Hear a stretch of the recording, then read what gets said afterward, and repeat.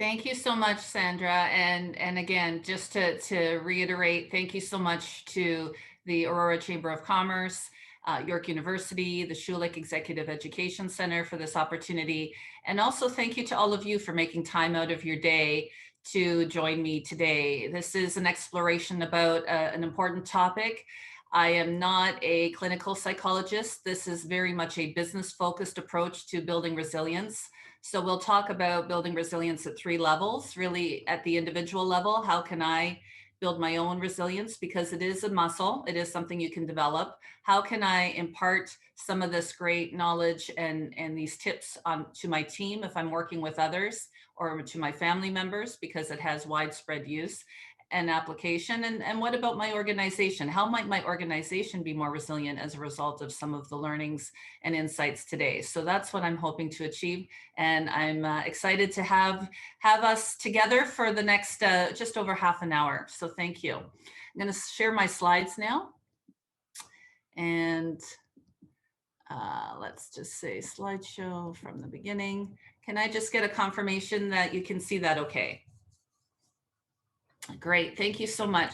And I want to congratulate the Aurora Chamber of Commerce for putting together an Accelerate Business Recovery program. I think business recovery, it's never been more important. Accelerate, I love how it's also got the font going, the italics, that it's pointing in the right direction. Let's not look at this as time where we're stalling or waiting for the next thing. Let's keep being active in our pursuits to be more resilient and to recover and to thrive.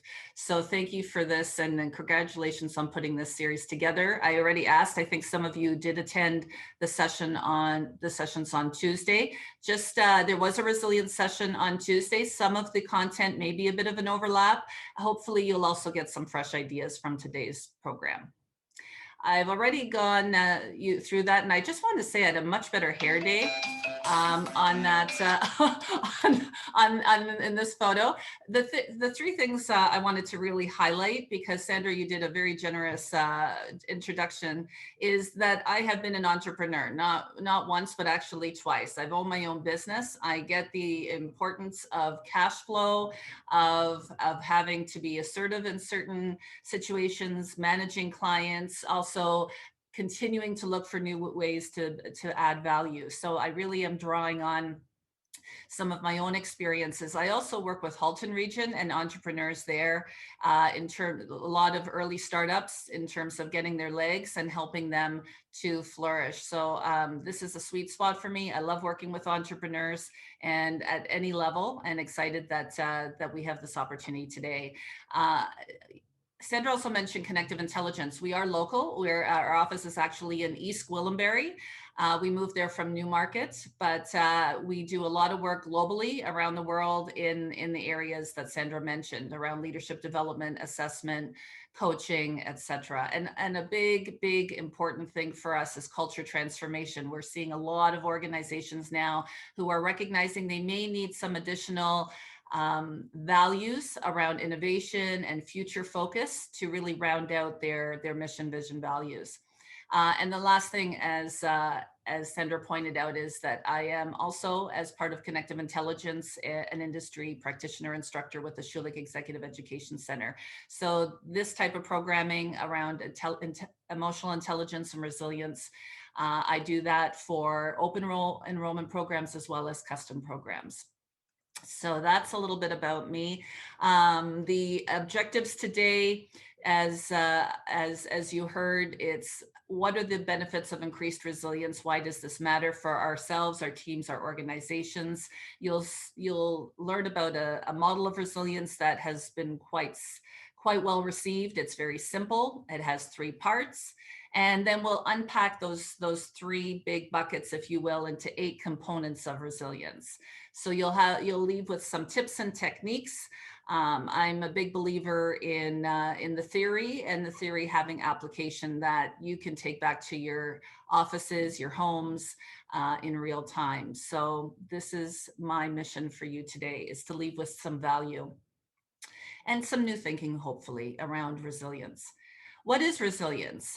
The work that I did in innovation consulting, I needed something that would help me support my work with helping organizations be more innovative, to do things differently, to get different results. And as a result of my need for helping organizations with creative problem solving, I also had a need to help them build more resilience, because we're asking them to do things differently, to try new products, to try new solutions. And we all know that that sometimes meets with resistance. And so how do we manage that resistance? How do we manage through that discomfort? I was looking for a tool, and I found the tool with a company called ANDC. They developed the resilience questionnaire. And a lot of the work I'm talking about today is coming from work and research they did over 30 years ago in this area. So industrial organizational psychologists have defined this as resilience as an individual's capacity to adapt positively to pressure, setbacks, challenge, and change in order to achieve peak performance. Now, adapt positively is underlined only because it is a positive, even when it seems doom and gloom, and it may seem, and yes, we do need to reside sometimes and live in the discomfort and manage through that. But when we come out of that, it is adapting in a positive way. So we'll talk more about that. Achieving peak performance may be a bit ambitious during a global pandemic. So pick the performance that you think is achievable. Make sure it's elevated, but at this point, to be working at peak performance may be a bit of an overshot for some organizations and individuals. So again, manage what you can, work within limits that you can attain. If you didn't like that definition by ANDC, this one is quite common. You may have seen it before, by Nelson Mandela. It's one of my favorites. Do not judge me by my success. Judge me by how many times I fell down and got back up again. And that's a great example of resilience by Nelson Mandela. So why does resilience matter? Why should we care about this or even talk about this? Well, we know that there are a lot of external stressors right now. We've heard about COVID-19 for over a year now, and that does certainly play into why we may be feeling the need for a little additional care and attention to how we're feeling, how our communities are feeling, how our families are feeling, how our organization is doing. Some of you may have heard the term VUCA. It's becoming more and more socialized now. It started as a military term, and the notion of, in the environment, there's going to be volatility. And we used to think of volatility as exchange rates. Certainly the pandemic has been volatile. The political matters to the south of the border of late have been very volatile. Uncertainty, right? The uncertainty around, when are we going to be done with COVID? When do we get to embrace one another and be able to have parties again and weddings where we don't have to worry about catching COVID? And so the uncertainty certainly plays complexity. Complexity used to be matrix organizations, or complexity used to be having a solution that isn't hopefully too complicated for somebody to buy. I love the saying, make it easy for me to buy from you. If it's too complicated and it's too complex, I may look elsewhere. So make it easy, keep it simple for me to buy from you. Complexity today may be seen as, do I take the Moderna vaccine or the Pfizer, or do I take the AstraZeneca? Do I wait for the Johnson & Johnson vaccine, which is a one shot, as opposed to having to take two? So, and of course, ambiguity is also seen as unpredictability. And so really, when we're not quite sure or predicting what could happen, that certainly comes into play. So there's lots of external stressors that can require additional resilience. Some of you may be familiar with the Kubler-Ross, the 5 stages of grief. Well, we have the 4 stages of resilience, right? So the 5 stages of grief, right, starting from denial, that goes all the way up to acceptance, if you're familiar with those 5 stages of grief. The Thrive cycle of resilience, again by ANDC, is is suggesting that there are 4 different stages that you go into. They're not linear. They could be that you jump around, but I'll just briefly cover what those 4 stages are. And let's even think about these stages over the past year. Okay, so that's how we're going to look at the Thrive cycle of resilience.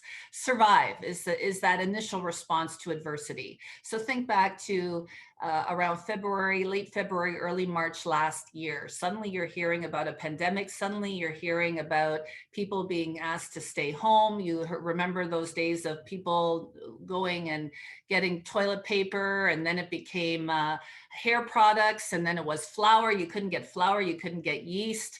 Then it was, I think, home exercise equipment was becoming all the rage, and you couldn't get that. Now, even lumber, people who wanted to have decks or build decks in the summer, they couldn't get the wood. Whatever that initial response was, that survive, when it was all about just get my family back to Canada if they're overseas, just get the supplies I need, and just try to figure this out. We saw that February, March. In April, some people, for May, even in June, you started to see people going into adapt, that adjustment and change. It's the recognition that, yeah, COVID's here for a while. So you know what? I'm going to have to make some adjustments. We're going to be working from home for a while. I'm going to really need to learn this Zoom technology. I'm going to need to understand what it's like to have to work when my family is home with me. And how am I going to do that when the kids aren't in school? So the adjustments, that's the adapt. Bouncing back, a lot of people, we started to see this probably most prevalent in the summer, where people were starting to recover. So the COVID numbers were dropping. We started to see people, by this point, curbside pickup was becoming more common. E-commerce was really developing more of a footing, or a greater footing. So the companies like Sephora were really doing well. A friend of mine works in a leadership role at Sephora, and their e-commerce business just went through the roof. So yes, nobody was going into those stores, but people were still buying makeup, and people were still buying skincare products, etc. So it was just a different way of buying it or experiencing the purchase.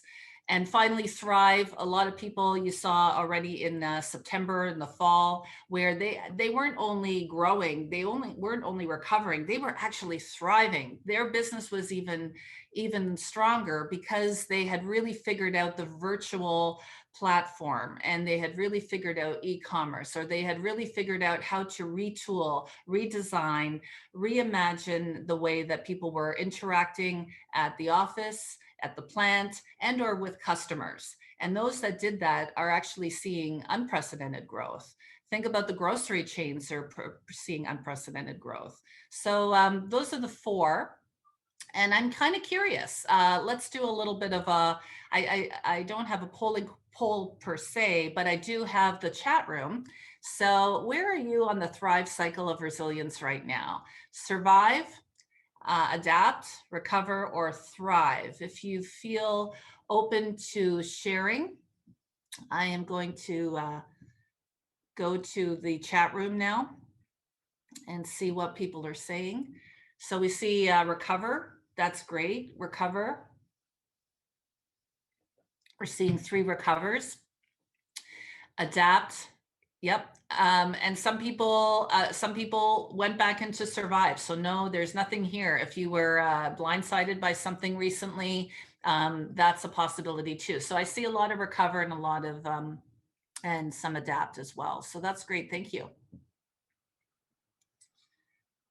And now I need to go to the next slide. So while it's external, and we can talk about and blame a lot of our stress on the environment and on COVID, really there is another side to the coin, and that is the internal stressors. So if you look in the mirror here, is anything here sounding familiar? It could be for yourself, or it could be for one of your employees. It could be somebody in your family. That inner critic, really hard on themselves, the negative defaults, right? Right away defaulting to negative. And we'll look at some examples shortly. Or self-limiting thoughts. So only you have the power or the control to feel sad or angry or or confused, that is your personal choice. When you decide to get out of that emotion is also a personal choice. Sometimes it's easier than others, but ultimately you have a lot more control in this than a lot of people may think. So reframing self-limiting thoughts. What do these self-limiting thoughts even look like? So I could do a whole workshop just on this topic, but some of these might sound familiar. It's that black and white thinking, all or nothing, and you can hear that kind of thinking when you hear the word always or never, right? Those very absolute terms, right? All or nothing. I must always have the approval of others. Things will never get better. Never, that's a very, very absolute word. So I would just caution the use. Is it really? Sometimes it is that absolute, or might there be a bit of gray in there? Shoulding. Are you shoulding on yourself? Are you shoulding on others?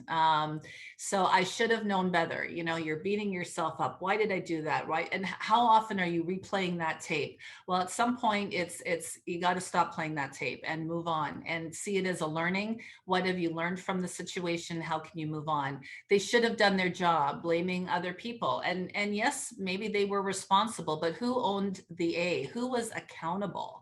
And ultimately looking at the accountability, and others may have been responsible, but who was ultimately accountable? Are they taking responsibility and accountability, or are they pointing the fingers elsewhere? Overgeneralizing, nobody liked my presentation, that competitor is perfect all the time. Well, we all know that not every Canadian is polite. Not everyone in China eats rice or drinks tea. You know, these overgeneralizations, they are flawed. So we want to make sure we're not overgeneralizing. Personalization, blaming others, catastrophizing. I'm a failure. My life is a disaster. It's again very similar to that absolute thinking. And don't disqualify the positive. The situation may feel hopeless right now. It may seem hopeless right now, but what is going well in your life right now? What is going well with your team and your company? And really it's that reframe. It's focusing on and tuning into all the positives, not just looking at the negatives. So ask yourself, what is good about the situation? What is good about the team? What is good about the current environment that would allow my business or me to thrive? All right, so we'll go on to the resilience construction. So again, looking at what does resilience look like? It has many colors and shadings, if you will. So if you look at one axis is performance, the other axis is stress, right? So what does your performance look like as the stress increases? What does it look like? And if you look at that middle on the human performance curve, so this is Yerke's Dotson human performance and stress curve.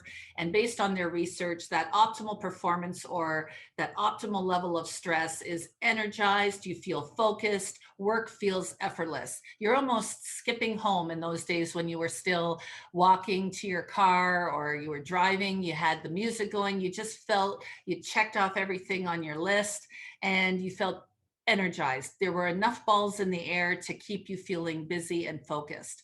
And that's where you'd ideally like to be. That's where you'd like to be. When you're on the left side, there's that calm. It could also mean boredom. It could mean you're disengaged. Is you don't have enough balls in the air. You don't have enough to do. And so that's not necessarily optimal or a good place to be on the stress performance curve. On the other side, you are potentially in distress. So you're not feeling that good stress, you're feeling ill health or exhaustion, fatigue. You're actually burning the candle on both ends. And so this is where you know, identifying the markers in yourself and your team. When do you need to maybe go for a walk, to detach, to take a vacation, to take a break? Right now, I know vacations may not mean going on a plane. It may not even allow you to go to a cottage, but where can you go to just feel that you are recharging the battery? Because this is where you and your employees need to to really be careful so that you don't see absenteeism, you don't see that short-term disability or even a longer-term disability. So optimal performance. So the question then becomes, we know that we want to have resilience to have the right actions, to have the right outcomes. It really is all about emotional intelligence and thinking about how to be in that right mindset to have the right outcomes. Burnout is actually just when you think about the right side of that stress performance curve, when we talked about burnout or distress, burnout is actually now listed in the World Health Organization International Classification of Diseases. Imagine WHO now defines this condition of burnout as a syndrome conceptualized as resulting from chronic workplace stress that has not been successfully managed. So that is how serious we need to take this, is people who are in burnout. We're seeing that, you're hearing that in the news more and more around doctors and those first responders who have been doing this for over a year. And what level of burnout are they feeling and experiencing right now? And how are they taking care of themselves? How's the organization taking care of them?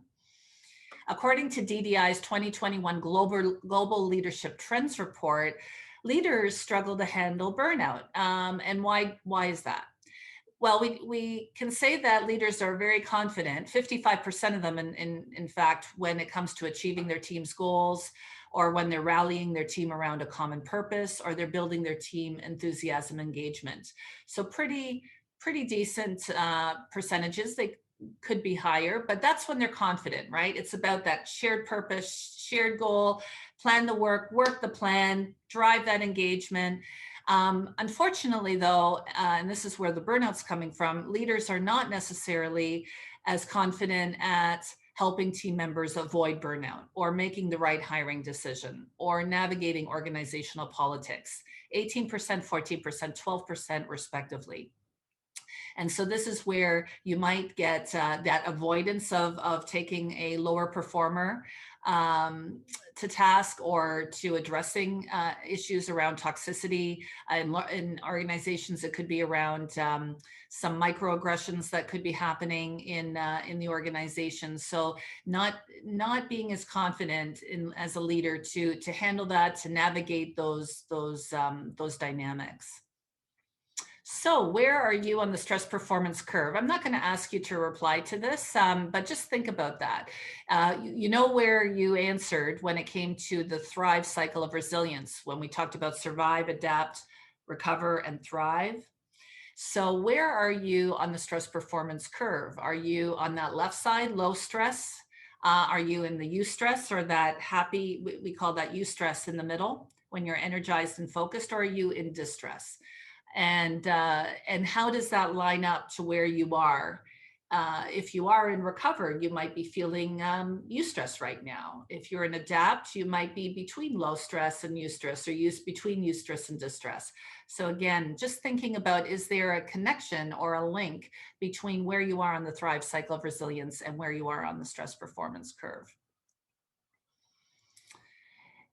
So I love this. In the days when we got on planes, remember that moment where the flight attendant says, and in the event of turbulence, we may be engaging the oxygen masks. And we all know that it's about putting it on yourself first, and then on the person next to you. A friend of mine who does work, a lot of work in the innovation space, she loves to say, put the mask on yourself first, and then pick your favorite child. But what we know here is that it is about taking care of yourself first. The point here is, if we're not good, if we're not strong, if we're not healthy, if we're not feeling focused and energized, it is hard for us to have that capacity to be able to help those around us. And that could be our parents, our children, our friends, our neighbors. It could be our siblings. It could be the people who we work with, and it could be done virtually. This doesn't have to be in person. It could be how are we connecting with one another and making sure that they're okay.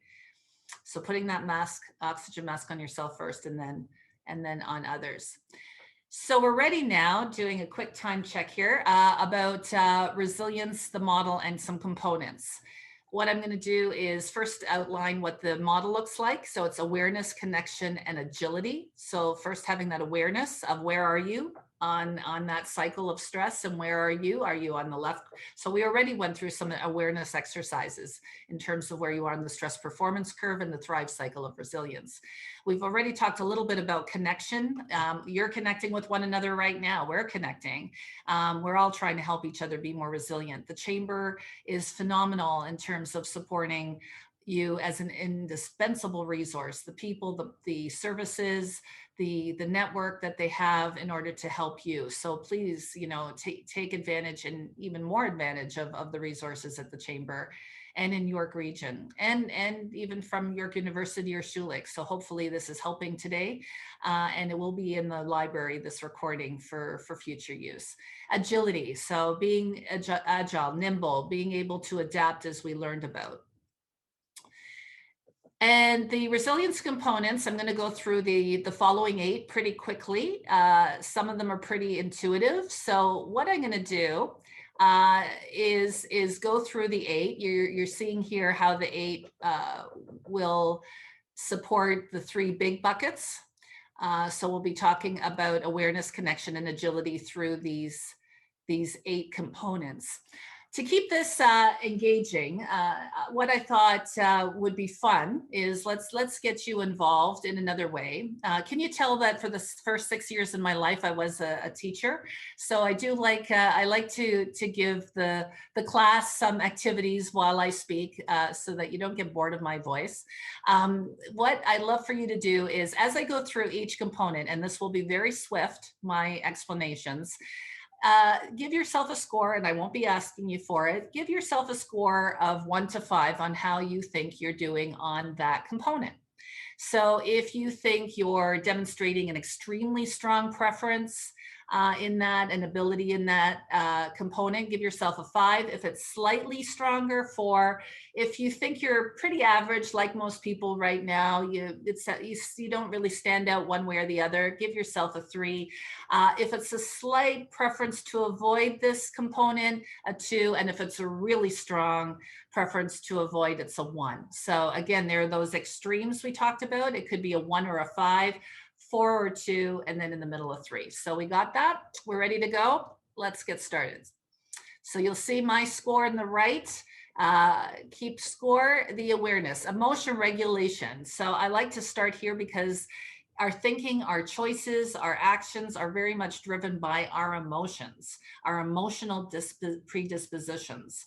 And so what triggers us, what gets us engaged, what gets us stimulated. So the extent to which you are able to remain calm and in control of your emotions in stressful situations, right? Sometimes this looks like a calm as a cucumber. So the building could be on fire, and you're that person where people might even be looking at you and wondering, is she even aware that the building is on fire? Because you're just so in control of what's going on. You know what to do. So you're calm, you think through the issues. If you're triggered by something, you're figuratively pressing pause before responding. You're taking the 24 hours, you're taking a moment, you're getting a glass of water before responding to that email that maybe upset you or frustrated you. So where are you on 1 to 5? All right, so you're going on to self-belief, the extent to which you have confidence in your ability. So are you thinking, I got this, I can address this problem and obstacle. COVID, I need to adapt. Absolutely, I can do that. No worries. That's within my ability. So I'm going to persist with the task, and I've got this. So it's my confidence in myself to be able to do this. Let's go on to challenge orientation. This is the third in the awareness category. The extent to which you enjoy experiences which challenge you. You perceive stretching situations as opportunities to learn and develop.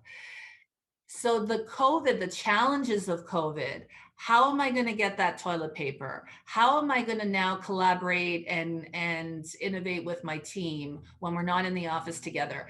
that challenge, that gets you going. So you actually get energy from having to figure things out, and you enjoy the stretching situation. You enjoy having to figure out, how am I going to satisfy this client who just never feels satisfied? And think, what's stopping me? It's like, really, what's stopping me? You've got this. So the self-belief, the challenge orientation, and the emotion regulation, how are we doing from 1 to 5?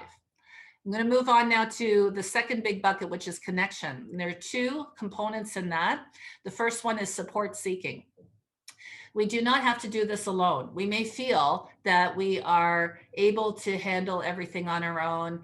And I see many women on this call. If we're daughters, we're mothers, we're bosses, we're having so many different roles. And do we ask for help? Do we ask for support when dealing with a difficult situation? Who in our network is our sounding board, the person who gives us a pep talk, the person who is our guidance and counsel, our coach? Are you able to seek others' input to deal with problems? And are you able to rely on others to provide emotional support? Again, if this were one of the workshops, we would talk about it being a two-way street. So as much as you may ask others for help, make sure you don't rely too much on others for help. Also make sure that others are coming to you and that you're offering help. So there's a reciprocity, a two-way street here. But for this definition, let's talk about your ability to reach out to your network and check in and ask for help. 1 to 5, how are you doing? Purposeful direction. So the extent to which you have clear goals and are committed to achieving them. So you're able to put yourself in challenging situations into perspective. You see the bigger picture. Think, plan the work, work the plan. Purposeful direction. You have a purpose, you have a goal, you have a North Star, you have that goal for yourself. It could be financial, it could be purpose driven, a community goal, it could be anything, but are you planning the work and working the plan? 1 to 5. How are you doing? And agility is also about, oh, sorry, that was the 2. So purposeful direction and support seeking were all about connection. That second big bucket, we talked about awareness, connection, and now we're in our last bucket. There are 3 remaining components. Optimism. Optimism is really important for building resilience. So the extent to which you believe that there are good outcomes in life, that we will make it through the COVID, that we will be able to still be, we will sustain our businesses, we can grow, we can recover and thrive, even in a global pandemic. You can believe in a positive outcome, that one day we may all be vaccinated in Canada, so that we'll get through this. That remaining positive, seeing the cup as half full, is very important.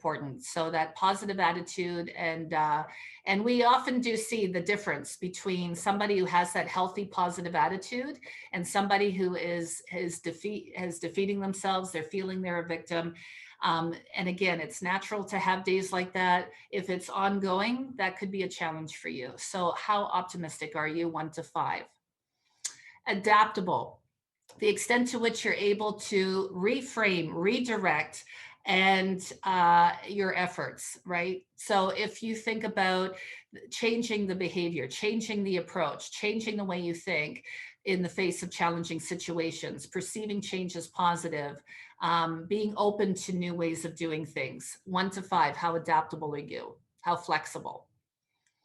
And finally, last but not least, and again, I talked about how I developed the resilience workshop because I was helping individuals and companies be more creative.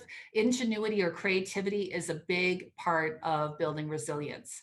So being really creative with how we're going to get food or bake bread when there's no yeast or flour in this, and how are we going to get the kids to still learn even when they're home. So coming up with these creative ways and problem solving and alternative approaches to what we're used to is very much, so it's very much in sync with ingenuity, adaptability. So those are the 8. And I'm curious if you were to add them up now. So we had 8. And if you were to add up the 8, you had scores of 1 to 5. So we know that the highest possible score would be 40. The lowest possible score could be 8. I would suggest that if your score, I'll give you a moment to add those up while I take a sip of coffee.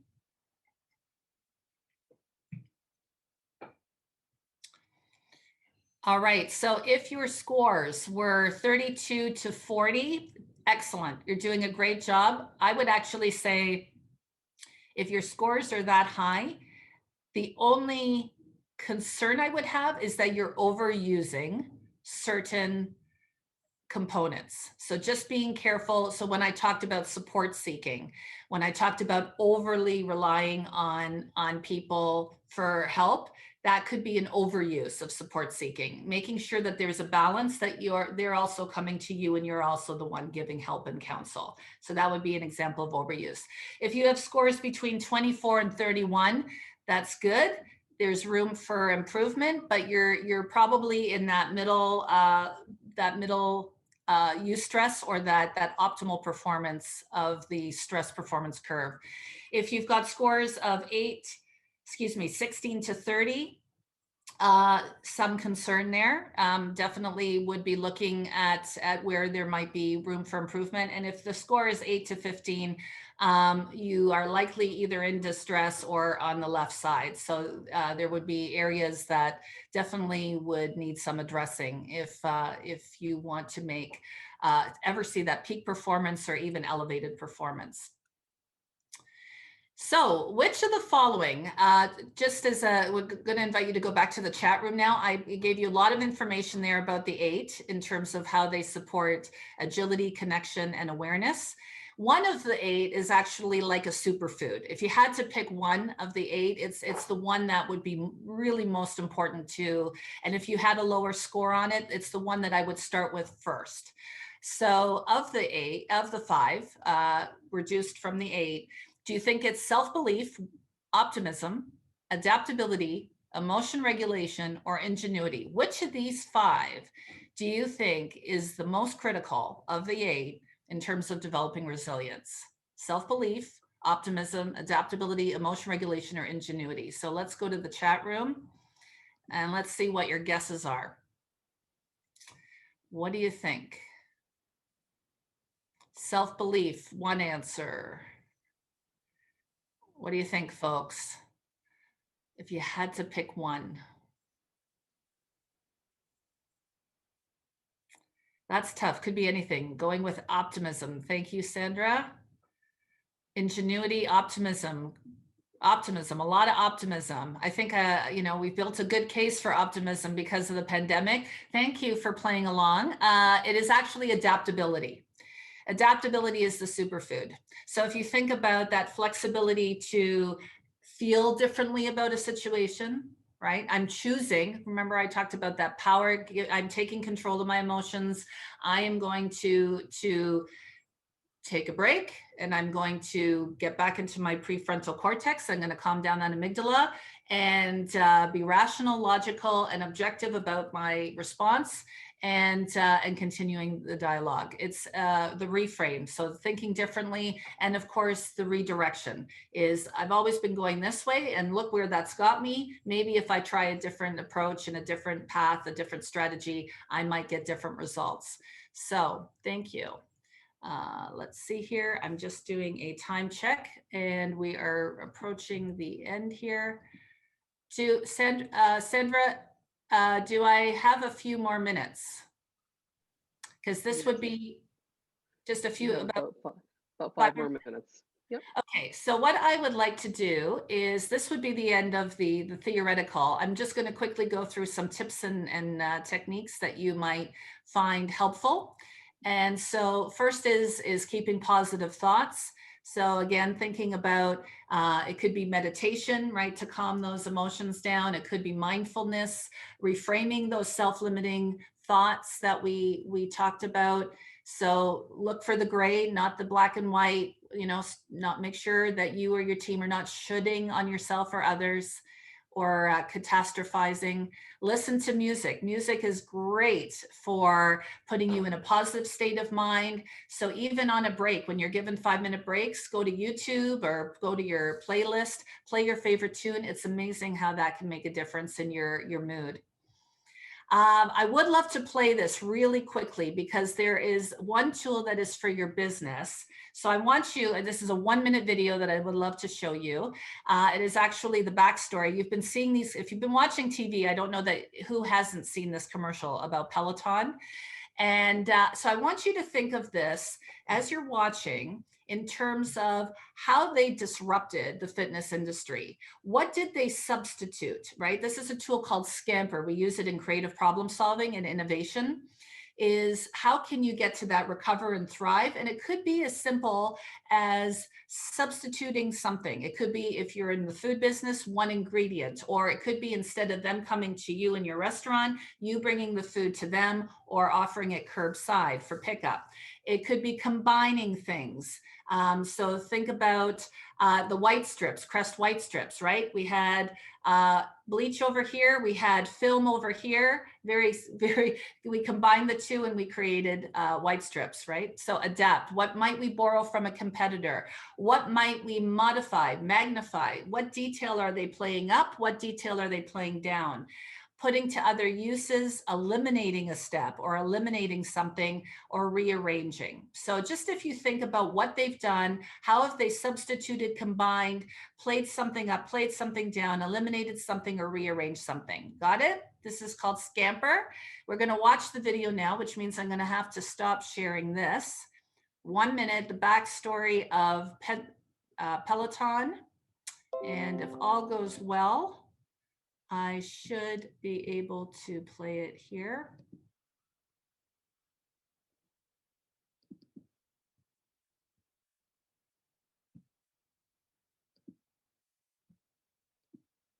Peloton was started in 2012. Okay. Our founder, John Foley, had an idea. What if studio fitness could happen in the home? Good idea. I thought so too. And so did John's co-founders. There was a lot to figure out. Where do you start? How far do you go? What do you need to make? How do you bring that into their home? So we got to work.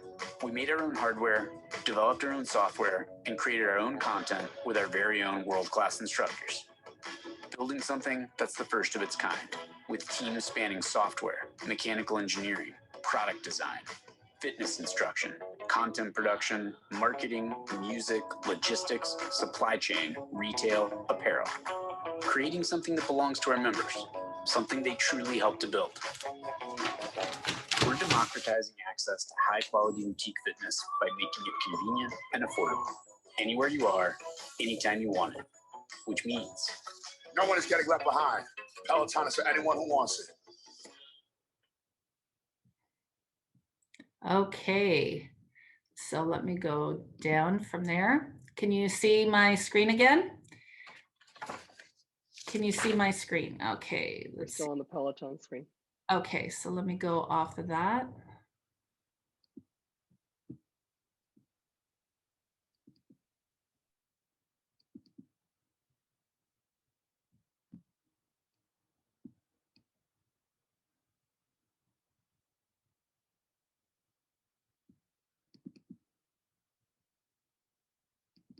Can you see that okay?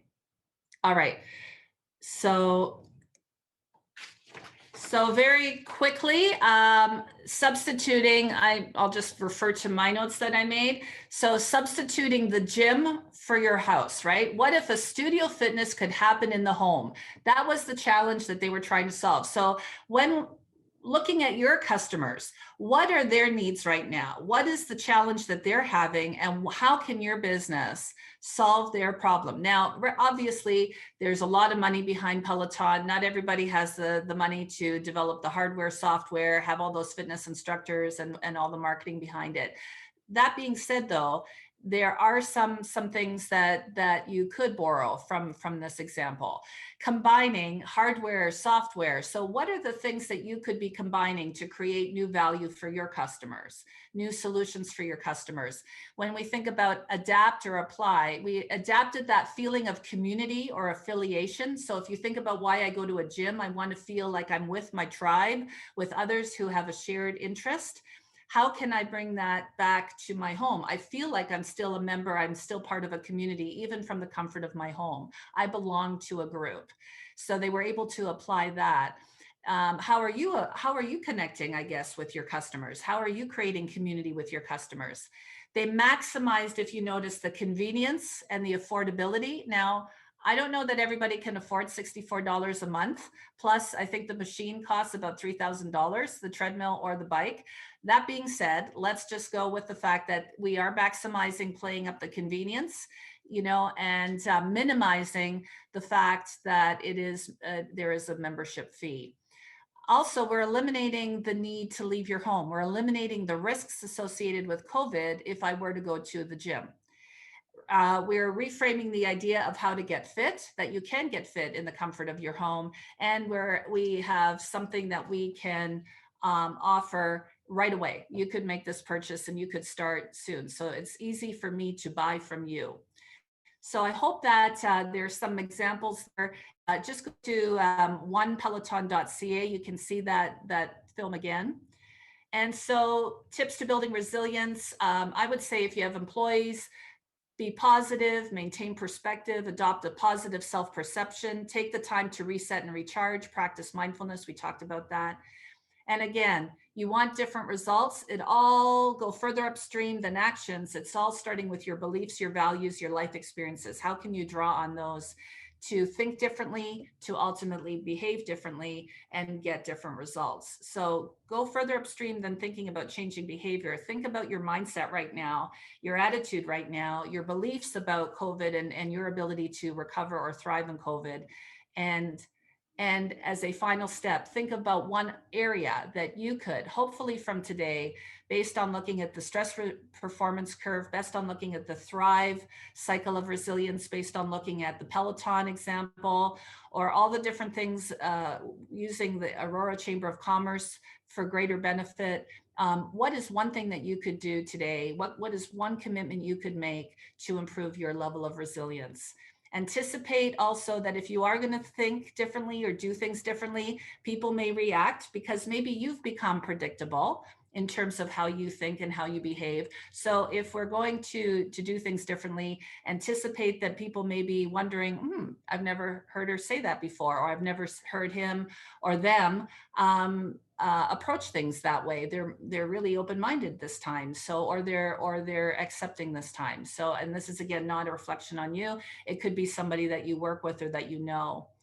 So thank you for your time today. Thank you for showing an interest in being, this is a great step for you to develop your own resilience, your own success, and your team's success, your organization's success. If you wanted more information about the questionnaire, those 8 components that I talked about, please contact me. But really what I wanted to do today was leave the chamber and all of you with some ideas for future thought.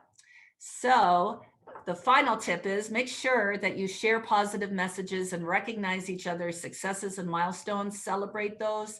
And I hope that you will share and celebrate today with doing things differently, thinking about things differently. And I wish you all good luck. Thank you so much. I'll turn it back to Sandra.